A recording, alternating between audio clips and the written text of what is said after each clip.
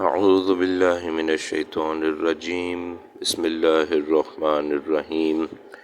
والذین یؤمنون بما انزل الیک وما انزل من قبلک وبالآخرۃ هم یوقنون اولئک علی ھدی من ربہم واولئک هم المفلحون۔ سورہ بقرہ آیت 4 اور 5 ترجمہ ہے۔ اور وہ لوگ جو ایمان رکھتے ہیں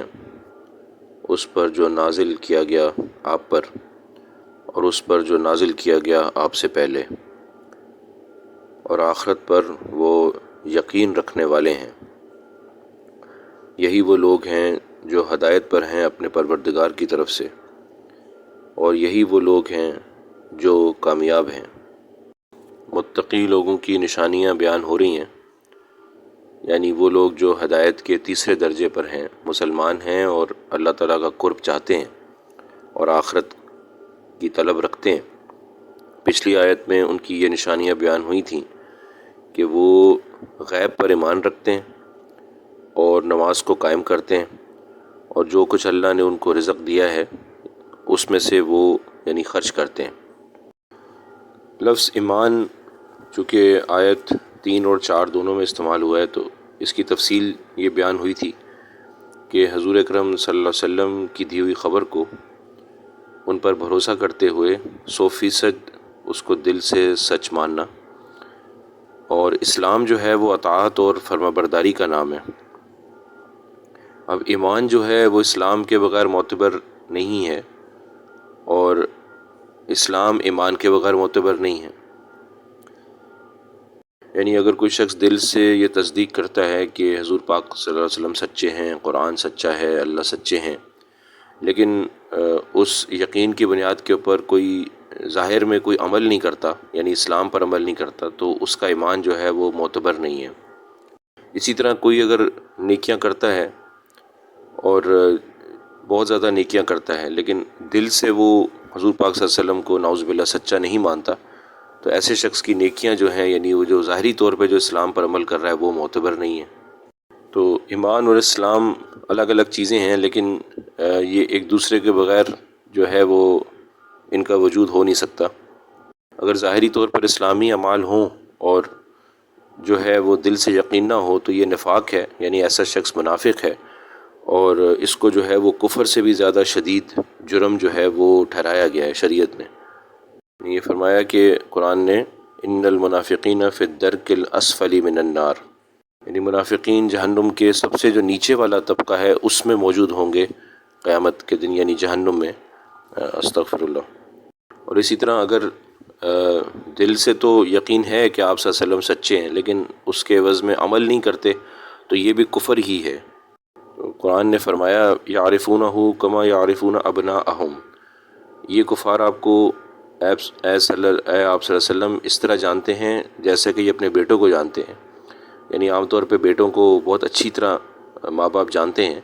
تو یہ کفار آپ کو یقین ان کے دل میں ہے کہ واقعی میں آپ اللہ تعالیٰ کے سچے رسول ہیں،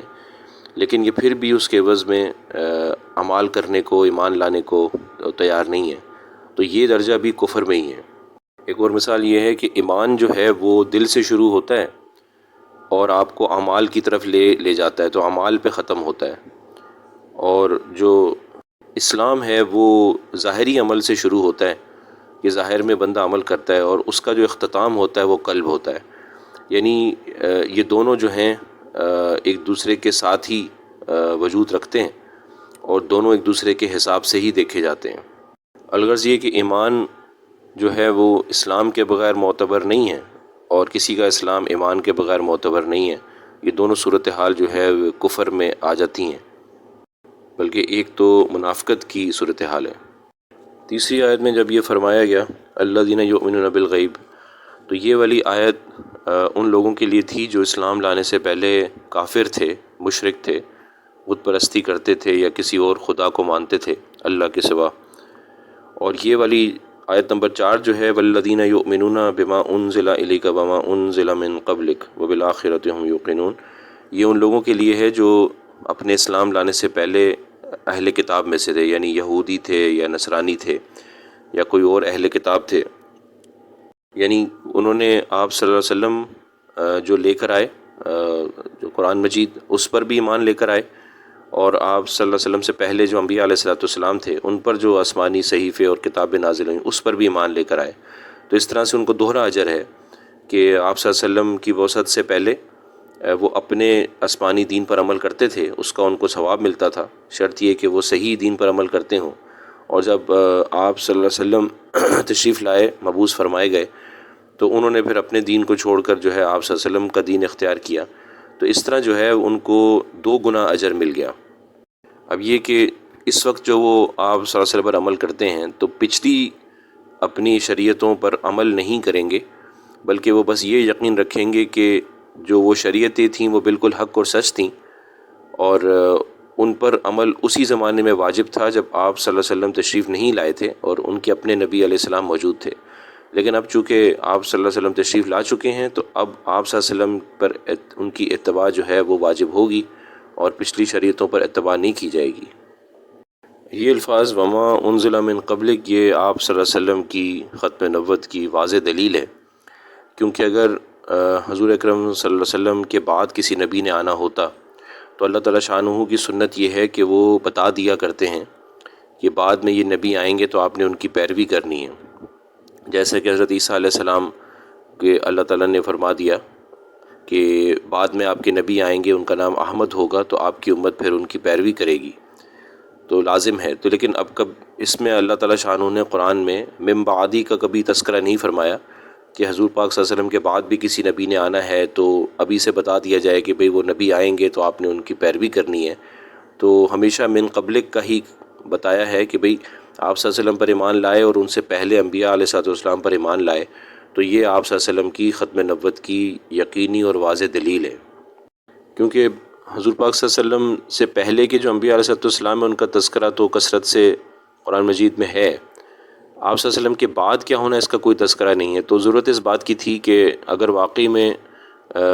جو ہے جو متقی لوگ جو ہیں ان کی نشانیاں بیان ہو رہی ہیں تو واقعی میں اس کی ضرورت تھی کہ بعد والے نبی کے بارے میں بھی بتایا جاتا،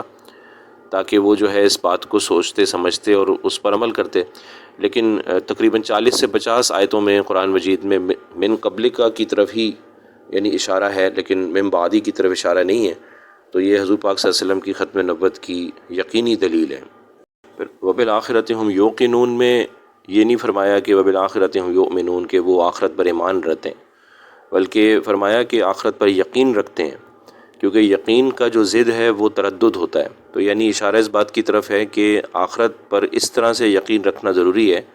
جیسا کہ وہ آخرت ہماری آنکھوں کے سامنے ہو۔ اور حقیقت یہی ہے کہ جب کسی بھی انسان کے سامنے جب آخرت ہوگی تو وہ اس کے لیے سیدھی راہ پر چلنا بہت آسان ہو جاتا ہے، تو اس لیے مطالبہ یہ ہے کہ آخرت پر یقین ہو، نہ کہ یہ کہ ہم یہ کہیں کہ بھئی آخرت پر میں ایمان رکھتا ہوں، تو یہ کہہ دینا کافی نہیں ہے، بلکہ سچا اور پکا دل کا یقین ہونا چاہیے جیسا کہ آخرت ہماری آنکھوں کے سامنے ہو۔ آج اس چیز کی بہت کمی ہے، تو ہمیں چاہیے کہ ہم آخرت کے بارے میں سوچا کریں صبح اور شام، اور آخرت کو یاد کیا کریں، اپنی قبر کو یاد کیا کریں، تو ہمارے لیے نیکیاں کرنا آسان ہو جائے گا۔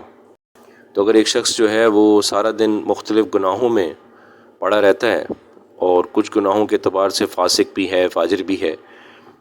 اور حقوق العباد میں بھی جو ہے وہ گناہ کر رہا ہے، حقوق اللہ کے معاملے میں بھی گناہ کر رہا ہے، اور پھر وہ کہے کہ جی مجھے آخرت کا دل سے یقین ہے، تو ایسا ممکن ہے نہیں ہے کہ ہم اس شخص کو متقی کہہ سکیں کہ بنیادی طور پہ یہ مسلمان ہے تو یہ متقی آدمی ہے، یہ ممکن نہیں ہے، کیونکہ اگر وہ یہ جو ہے اس چیز کا دعوے دار ہے کہ اس کو آخرت پر یقین ہے، تو یہ بھی یقینی بات ہے کہ پھر اس کے اعمال اچھے ہوں گے، تو اگر اس کے اعمال اچھے نہیں ہیں تو یہ پھر متقی میں شامل نہیں ہو سکتا جو قرآن کا مطالبہ ہے ان آیات میں، اور اس کو جو ہے متقی نہیں کہا جائے گا، تو اس کو اپنے ایمان اور عمل پر محنت کرنے کی ضرورت ہے، یعنی آخرت کے یقین کو بڑھانے کی ضرورت ہے۔ اور سچی بات یہ ہے کہ آخرت کا یقین ہی انسان کی زندگی میں انقلاب لے کر آئے گی اور اس کا رخ اللہ تعالیٰ کی طرف پھیر دے گی۔ تو اس لیے جو ہے 5ویں آیت میں فرمایا یقین سے، یعنی یقین دلانے کے لیے انسانوں کو اللہ تعالیٰ نے فرمایا کہ یہی لوگ ہیں جن کو آپ ہدایت یافتہ کہہ سکتے ہیں، یعنی جو صفات آیت نمبر 3 اور 4 میں بیان ہوئی ہیں، اور خصوصی طور پہ آخرت کا جو تذکرہ ہوا ہے کہ آخرت پر یقین ہو، تو جب ایسا ہوگا تو اللہ فرما رہے ہیں کہ انہی لوگوں کو آپ یہ کہہ سکتے ہیں کہ یہ ہدایت یافتہ ہیں، اور انہی لوگوں کو آپ یہ کہہ سکتے ہیں کہ یہ کامیاب ہیں۔ ظاہر سی بات ہے، اگر کسی کو اللہ تعالیٰ خود فرما دیں کہ اس کو ہدایت مل گئی ہے تو اس کی کامیابی میں تو کوئی جو ہے کوئی دوسری رائے رہے گی نہیں، تو لازم ہے کہ وہ کامیاب ہو گیا، دنیا میں بھی، قبر میں بھی، آخرت میں بھی۔ تو اللہ تعالیٰ ہمیں ان صفات کو حاصل کرنے کی اور اس پر عمل کرنے کی توفیق عطا فرمائے۔